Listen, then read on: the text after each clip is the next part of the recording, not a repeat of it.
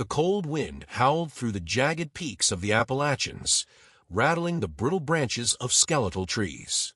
Beneath the twisted canopy, a solitary figure darted between shadows, barefoot, silent, and deliberate.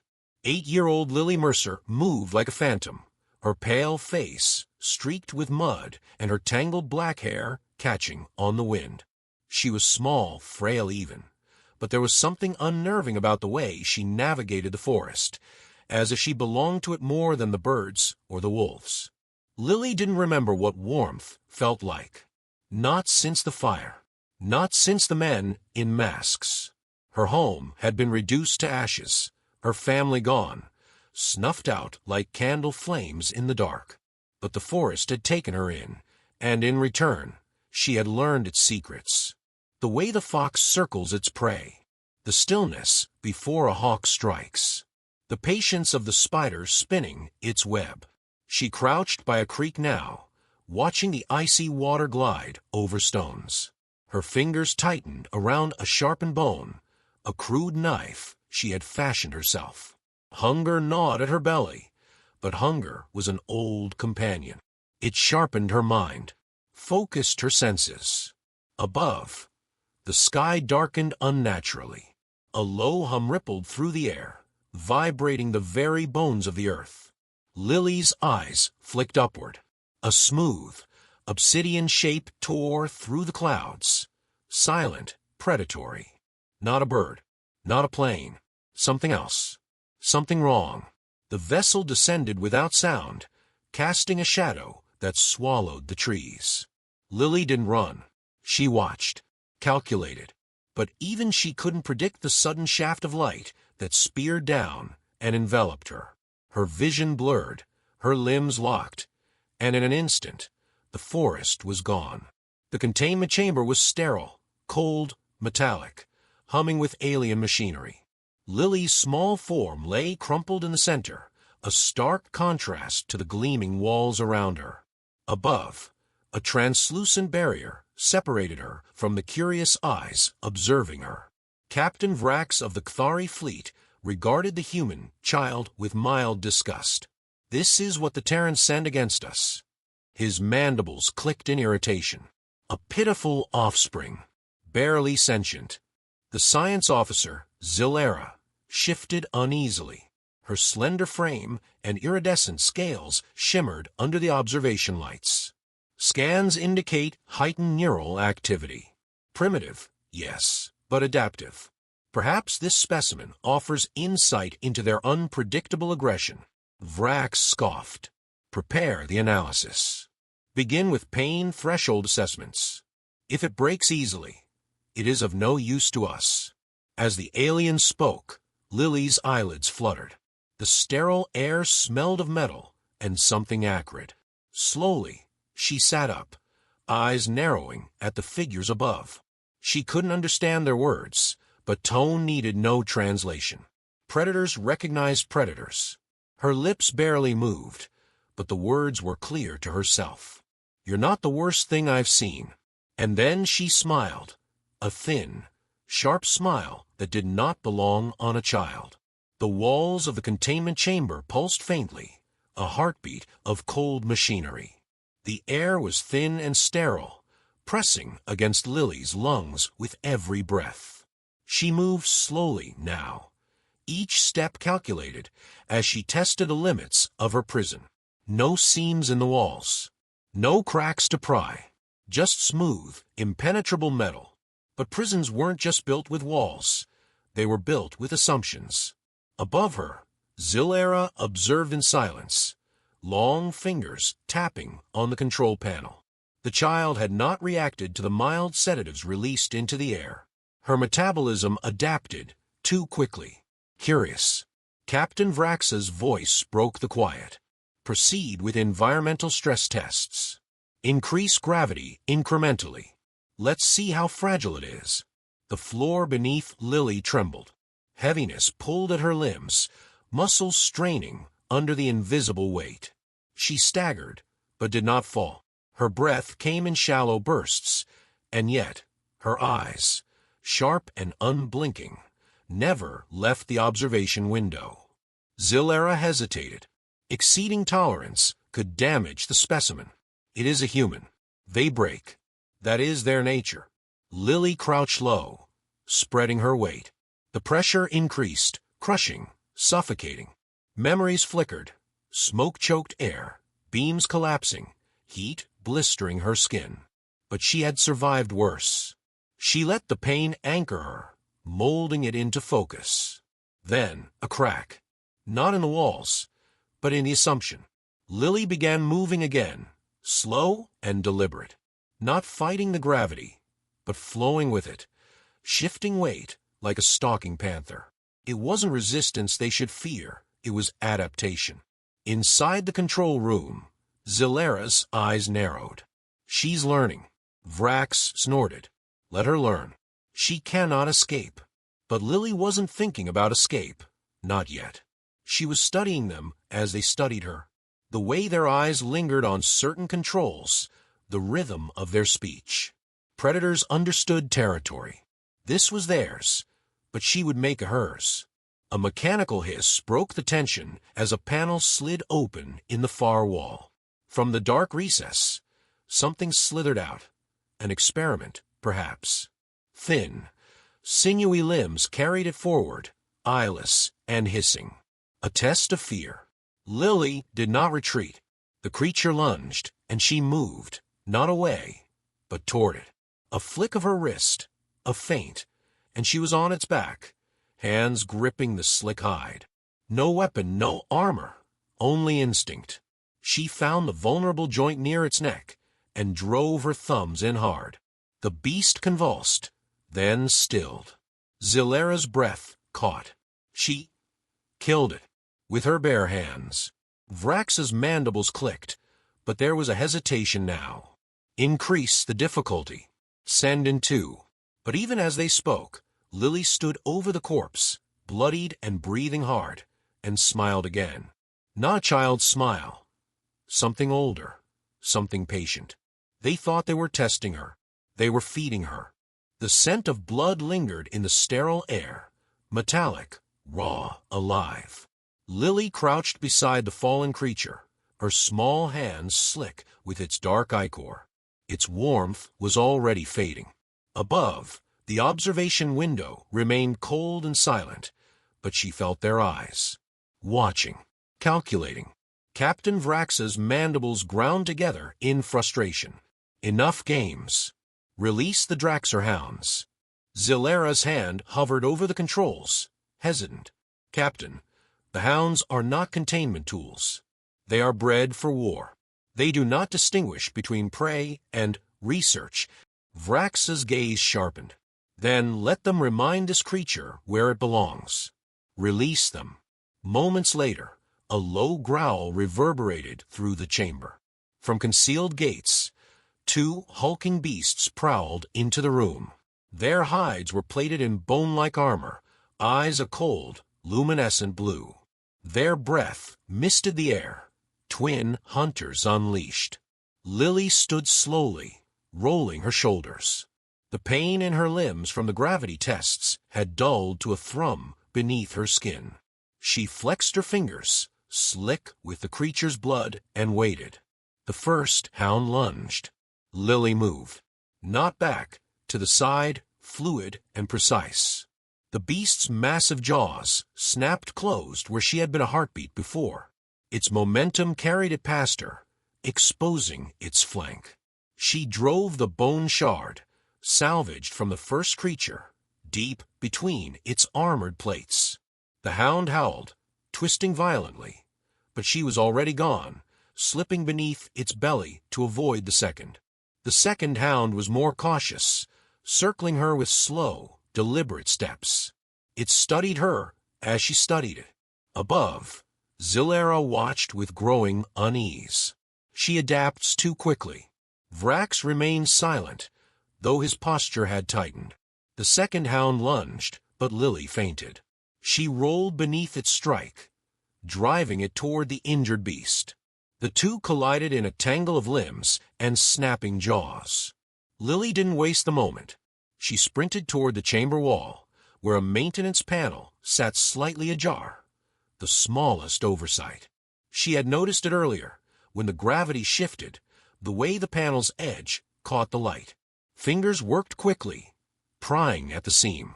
The hounds disentangled, snarling, realizing their prey was slipping from their jaws. The panel gave way. Lily disappeared into the crawlspace just as claws raked the metal behind her. The crawlspace was narrow, suffocating, filled with the hum of alien machinery. Pipes dripped with condensation.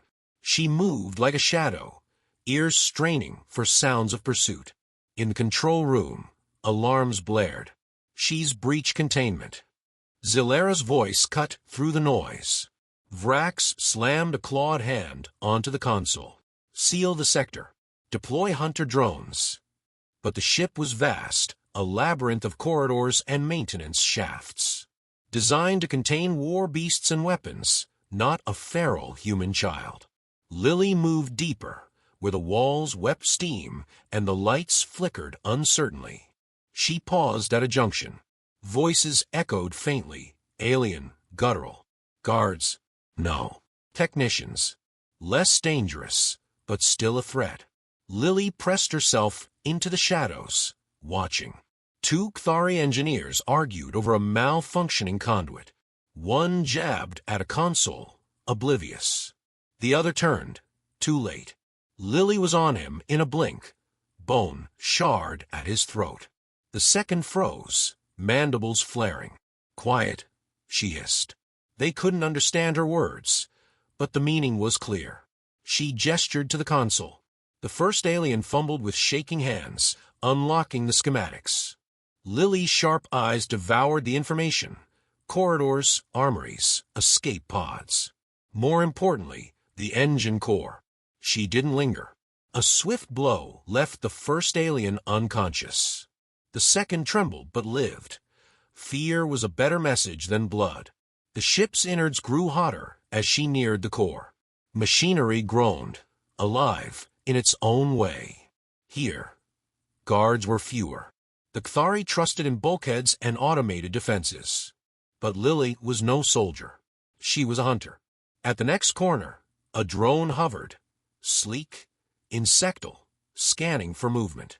She waited, counting the seconds between its sweeps. When it turned, she moved. Up the wall, gripping cables, into the rafters. Silent, watching. The drone passed beneath her. A cable hung loose. She swung down, looped it fast around the drone's slender neck, and yanked. Sparks showered as it convulsed, then fell. She didn't stop. Ahead, the hum deepened. The engine core. A vast, pulsing heart of alien technology. Energy arced between conduits, bathing the chamber in a cold blue glow. Lily's breath slowed. Not from fear, but focus. This was their weakness. Above, Vrax watched in disbelief. "She's heading for the core." Zilara's voice was a whisper. "If she damages it." Vrax's fist slammed the console. "I want her dead. Now." But Lily was already moving, eyes locked on the massive energy conduits. Her small figure was swallowed by the enormity of the ship, but her intent was razor-sharp. Predators understand territory. She was in theirs. Soon, it would be hers. The engine core pulsed with a cold, rhythmic hum, a mechanical heartbeat that echoed through the metallic arteries of the ship. Blue energy arcs flickered along the conduits, casting long, shifting shadows. Lily pressed her palm against the cold metal, feeling the vibration thrumming beneath her skin. This was the heart of the beast, and she was its sickness. Her sharp eyes scanned the towering machinery.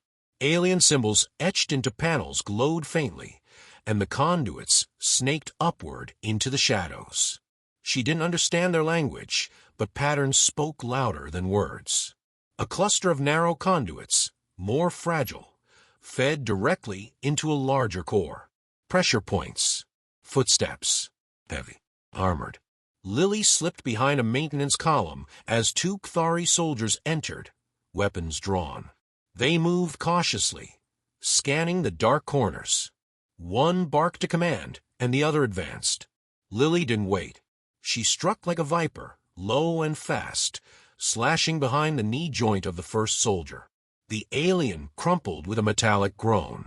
Before the second could react, she was already behind him, driving the bone shard into the soft gap beneath his armored jaw. A brief shudder, and he collapsed. Blood slicked her hands, but she was used to that now. She dragged one of the alien weapons free, heavy, cumbersome, but she studied its design. Alien, yes, but functional. A pressure plate here, a grip there. She aimed at the fragile conduits and squeezed the trigger. A beam of searing energy lanced forward, cutting through the cables. Sparks exploded, and alarms wailed to life. The ship shuddered beneath her feet. In the command chamber, Vrax's rage was palpable. His claws tore deep gouges into the control console. Seal the engine deck. Flush her out. Zilara's scales darkened in alarm. Captain, destabilizing the core risks catastrophic failure. Then the core will die with her. But Lily was already moving. Smoke and heat filled the corridors as automated systems struggled to contain the damage. She sprinted through the chaos, dodging falling debris and spewing steam. Every alarm, every screeching klaxon was a symphony of destruction. She wasn't escaping. She was dismantling them. The corridors twisted endlessly, a labyrinth of metal and shadow. Lily's lungs burned, but she didn't slow. The alien weapon felt heavier in her grip, its heat radiating into her skin.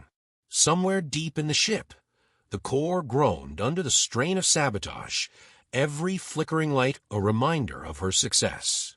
But the Kthari were adapting. Mechanical shutters slammed down behind her, sealing passages. The hiss of gas filled the air, toxic, acrid. She coughed, eyes watering, but pressed forward. The walls narrowed, and the flickering lights were replaced by darkness. And then she heard it, a new sound, not the mechanical hum or the screech of metal. Breathing, deep, guttural, and close. From the shadows, something massive moved. Not a hound, not a drone, something worse. It stepped into the thin light, a Kthari enforcer, nearly twice the size of the soldiers she'd killed. Its armor gleamed black, segmented and bristling with jagged blades. For burning eyes locked onto her. No hesitation. It charged.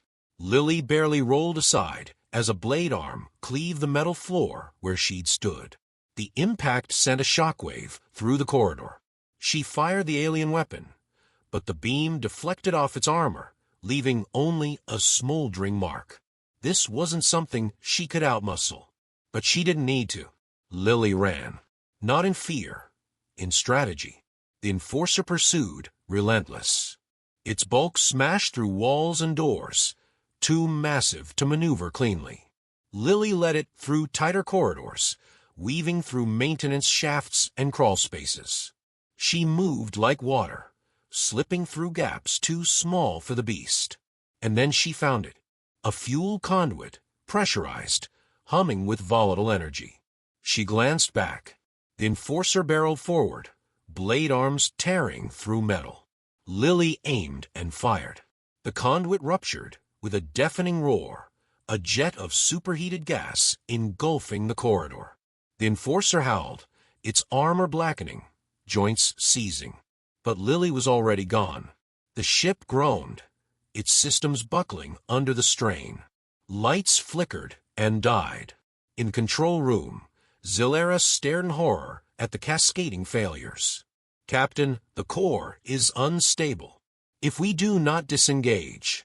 Vrax's claws scraped the console.